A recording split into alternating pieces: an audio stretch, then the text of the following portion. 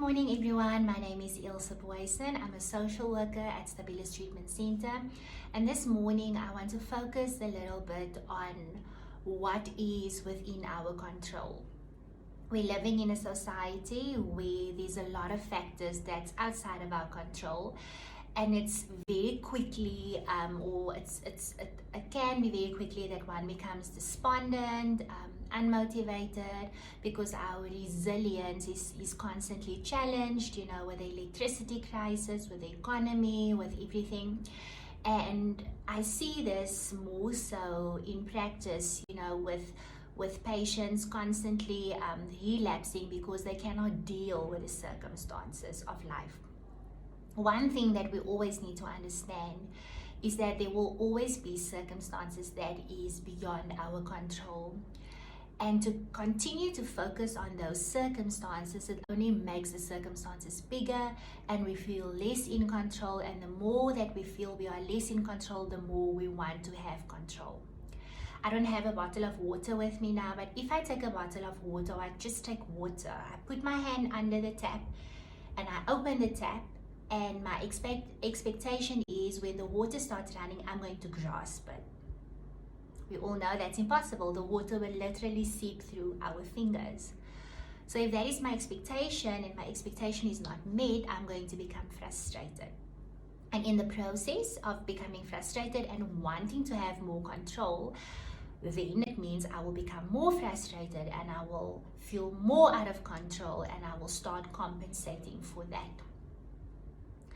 It is very important that when we feel certain uncomfortable emotions because of circumstances, that we just take a step back. The first way to deal with those emotions, whether it's anxiety, depression, irritation, anger, loneliness, boredom, grief, is first to acknowledge. Acknowledge says, I see things as they are, whether I like it or not. So this is a situation that happened.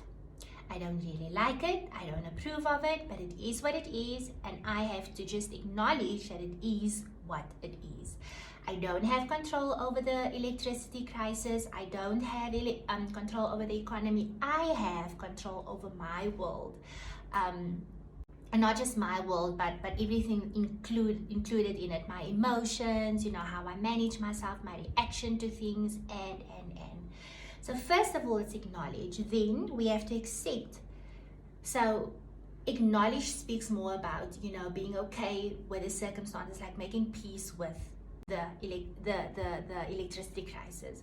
Acceptance means that the electricity crisis is causing me frustration, anxiety, anger, irritation, feeling overwhelmed.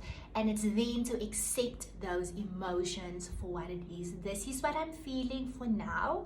It's okay to feel that way. And this is a step that is so crucial in recovery of substance abuse. Because what is addiction? Addiction is to numb emotions, to walk away from it, to forget about it. So it's so important when one enters into sobriety that you train your mind and your body to do the opposite. To start making space for those uncomfortable emotions and saying, this is what I'm feeling and it's okay to feel that way. Yes, I don't want to feel this way. It's uncomfortable, but I need to meet my emotions for where it's at, and I need to meet it with grace. I need to meet it with self-compassion. Okay, so acknowledge and accept. Then we need to verbalize. What is it that I'm feeling? We cannot verbalize if we didn't create self-awareness. If I don't know that I am feeling a little bit tired today and someone asks me, Ilse, you look so down, what is wrong? If I don't focus on my emotions, and if I didn't know that I was tired, then I won't be able to verbalize that I'm tired. So now that I've accepted this is my emotions, I can say, listen, this electricity crisis, the fact that I'm not working yet, the fact that my family are still upset with me for what I caused when I was actively involved with substances, it's causing all these emotions. This is what I'm feeling. Okay? So we need to verbalize what we are feeling. Fourth step is to ask yourself, what do I need? Okay. So I have load shedding, and the electricity didn't come on after 4 hours because the substation or whatever broke, or okay, I still need to make food, I need to do this, so what do I need? I need to speak to someone that I'm overwhelmed, and then I maybe need to go to Woolies or wherever just to get something to eat. I still need to study. Okay, let me see if there's family or friends, close to me. Maybe I can ask them if I can come to them to study, or maybe wake up a little bit earlier tomorrow morning, and study. So it's about focusing on the things that I have control over, because yes, we are human. It's okay to get frustrated. But if we are going to stay frustrated and we are not going to work through these steps, the possibility of you or your loved one or your client relapsing is definitely going to be bigger. So this is the emotional tools, coping mechanisms that we need to equip ourselves with, our patients, our loved ones, our friends. And so you need to be able to work through these steps to get to a place where you are comfortable with your uncomfortable emotions. It's difficult, but it's a skill that needs to be honed. It's a skill that needs to be practiced continuously. Okay, I just want to show you something. Okay, and the words are the other way around now because of the screen. But this small dot represents what we don't have control over.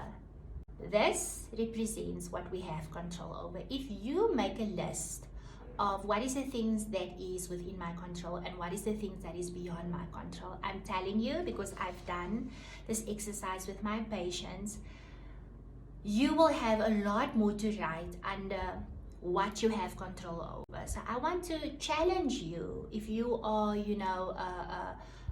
a professional working with people, you're working in the substance abuse field, or you have a friend or a loved one or someone that is recovering from substances, to really help them, or if you yourself are in recovery and you're watching this video, stop focusing on the outside of the circle where things are not within your control, because there is nothing that you can do about it. What you have control over is, your routine, setting small goals, and the list goes on. And try to focus on that so that it's easier for you to focus on the uncomfortable emotions and to move forward. Because if you're not going to do that and continuously focus on what is beyond your control, the chances of you relapsing, or the chances of a relapse, is so much bigger. And we want to prevent that, right? We want you to live a healthy, sober life. Ladies and gentlemen, I hope that this short video really helped you a lot, especially, in the times that we are living in. Please like this video, please comment. If you have questions and you want to engage, please do so, and subscribe to our channel. Have yourself a lovely day. Bye.